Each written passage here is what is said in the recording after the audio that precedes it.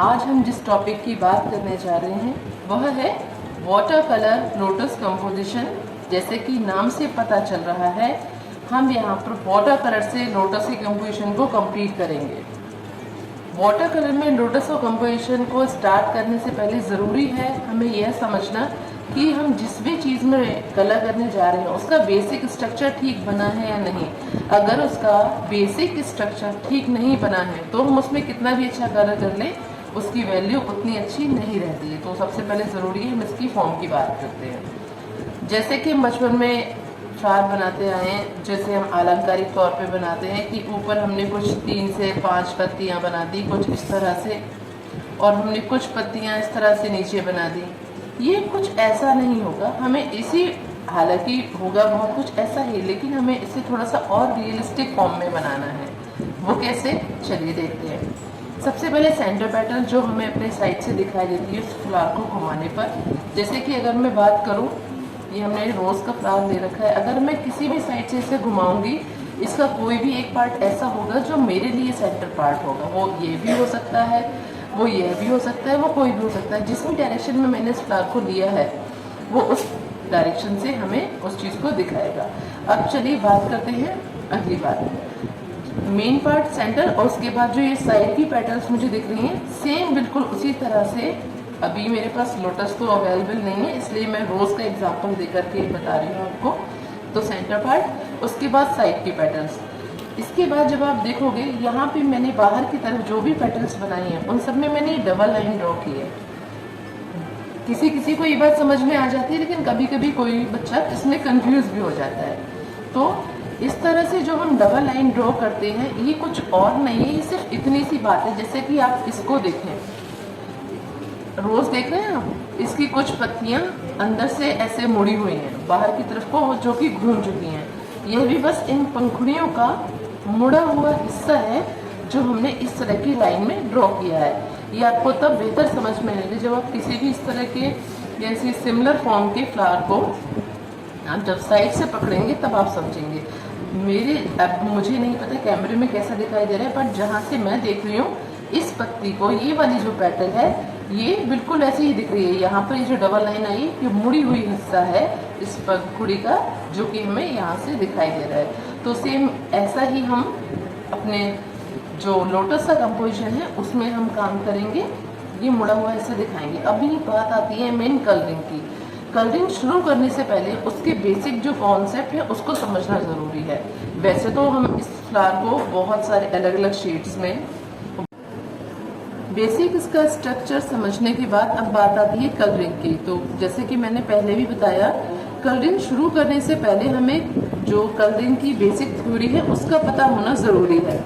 तो सबसे पहले हम क्या करेंगे, हम इस पूरे कंपोजिशन में कलर करने से पहले हम इतना समझना ज़रूरी है कि हम इसकी जितनी पेटल है हम इसको 1 बाय 1 चलेंगे। माने हम एक पेटल करने के बाद जब वो सूख जाएगी तभी उसके आसपास की हम कोई पेटल करेंगे, या फिर हम ऐसा भी कर सकते हैं, हमने यहाँ से एक पेटल की उसके बाद हम नेक्स्ट पेटल करें, और जब ये दोनों सूख रही हों उसके दौरान हम कोई एक ऐसी पेटल दें जो कि इनसे टच ना हो। चलिए शुरू करते हैं फिर इसमें कलर करना। मैंने अभी इसको काफ़ी डार्क बनाया हुआ है। जब हम वाटर कलर करते हैं तो इस बात को आपको ध्यान में रखना है कि जो आपकी ड्राइंग है वो बहुत ज़्यादा लाइट हो। अगर ये बहुत ज़्यादा लाइट होती तो कैमरे में ठीक से दिखाई नहीं देती, इसलिए मैंने इस ड्राइंग को इतना डार्क किया है। लेकिन जब आप काम करेंगे तो इस बात को शो करेंगे कि आपकी जो ड्राइंग है वो बहुत लाइट हो, वो सिर्फ इतनी ही हो जितने कि सिर्फ आपके लिए विजिबल हो, आपको साफ साफ दिखाई दे। तो चलिए अभी शुरू करते हैं बेसिक इसके काम को शुरू करना। किसी भी पैटर्न को शुरू करेंगे ना, उससे पहले उसको पूरा वाटर अप्लाई करके उसको गीला कर लेंगे अच्छे से। मैंने इसमें पूरे पैटर्न में मैंने पानी लगा लिया है। अभी इसमें एक बात समझने की यह है कि इस कंपोजिशन में जो इसका ऊपर का हिस्सा है वो रहेगा थोड़ा सा डार्क, और नीचे आते आते वो हो जाएगा लाइट। ऊपर से डार्क रहेगा, थोड़ा सा साइड से डार्क रहेगा, और ये एरिया जो है ये लाइट रहेगा।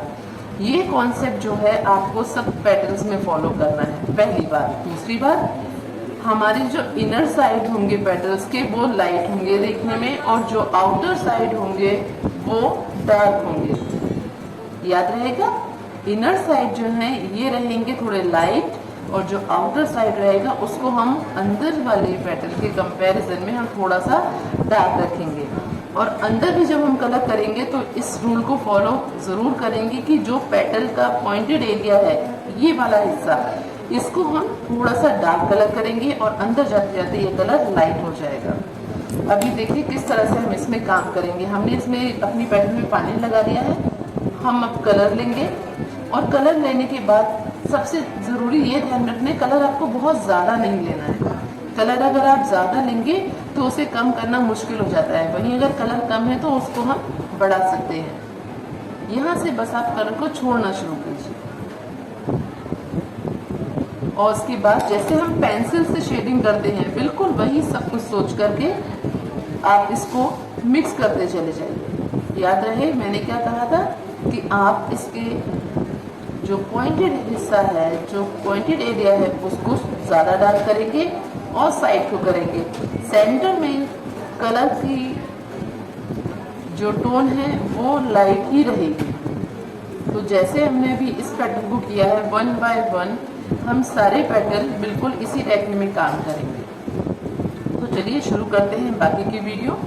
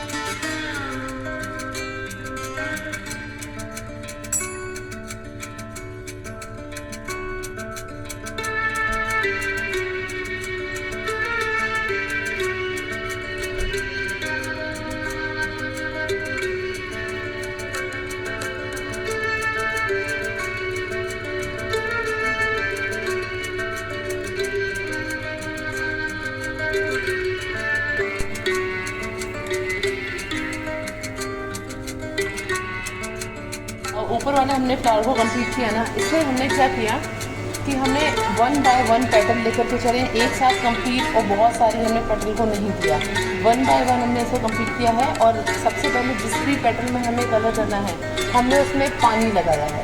और एक और इसका रूल है ये कि जब हम इस तरह से वाटर कलर करते हैं लोटस में, उसके ऊपर की जो पंखुड़ी का हिस्सा होगा वो थोड़ा डार्क पिंक होगा और नीचे का लाइट पिंक होगा, पहली बात। दूसरी बात इसमें ये है, जब कमल की पत्ती मुड़ती है तो एक हिस्सा होता है उसके अंदर वाला हिस्सा जो कि ये है, और एक हिस्सा इसके पीछे वाला बाहर वाला हिस्सा। तो जो अंदर का हिस्सा होगा वो थोड़ा सा लाइट होगा और बाहर का हिस्सा जो है, जो कि ये वाला हिस्सा है, ये थोड़ा सा डार्क होगा। ऐसा हो ही नहीं सकता कि आप कमल का फूल बनाएं और वो सब कुछ एकदम ऐसे सीधी सीधी पत्तियां रहें। कमल के फूल की सबसे ज़्यादा खूबसूरती और ख़ास बात यही होती है कि वो बहुत ज़्यादा लचकदार होता है, उसकी पत्तियाँ बहुत अच्छे से आपस में और एक सुंदर सा कंपोजिशन बनाती हैं, क्योंकि उसमें बहुत अच्छी सी लचक होती है और ये हमें उसकी सबसे ज़्यादा चीज़ अट्रैक्ट करती है। ठीक है, तो हम इस चीज़ में डिफरेंस कैसे क्रिएट करें, ऐसा ना लगे कि सिर्फ एक सिंपल लाइन है। और ये डिफरेंस हम क्रिएट करेंगे इस तरह से कि हमारा जो बाहरी हिस्सा है उसको हम डार्क कलर करेंगे और जो इनर कॉर्नर है, जो अंदर वाली जो साइड है, हम उसको लाइट करेंगे। और इनर कॉर्नर में भी जो पेटल का ऊपर पॉइंट वाला हिस्सा होता है उस साइड से जो पेटल है वो थोड़ी डार्क रहेगी और जो ये अंदर वाला हिस्सा, ये वाला हिस्सा थोड़ा सा लाइट रहेगा। ये चीज़ हम अपने माइंड में रखेंगे। जिस भी चीज़ की जहाँ पे हमें जैसी ज़रूरत पड़ेगी उस हिसाब से हम कम ज़्यादा कर लेंगे। हमेशा एक बात याद रखो, जब आप वाटर कलर कर रहे हो, इसमें जो इस कंपोजिशन की बात कर रही हूँ मैं, आपका जो कागज़ है वो गीला होना चाहिए, नम होना चाहिए। गीला है तो उसमें कलर फैलेगा और वो कलर अच्छे से उसमें मिक्स होने की गुंजाइश रहेगी। अगर आपका कागज़ सूखा है और आपने उस पर कलर लगा दिया तो फिर आप वहाँ से उस दाग को, उस कलर के निशान को आप हटा नहीं सकते हैं। ठीक है, तो चलो शुरू करते हैं।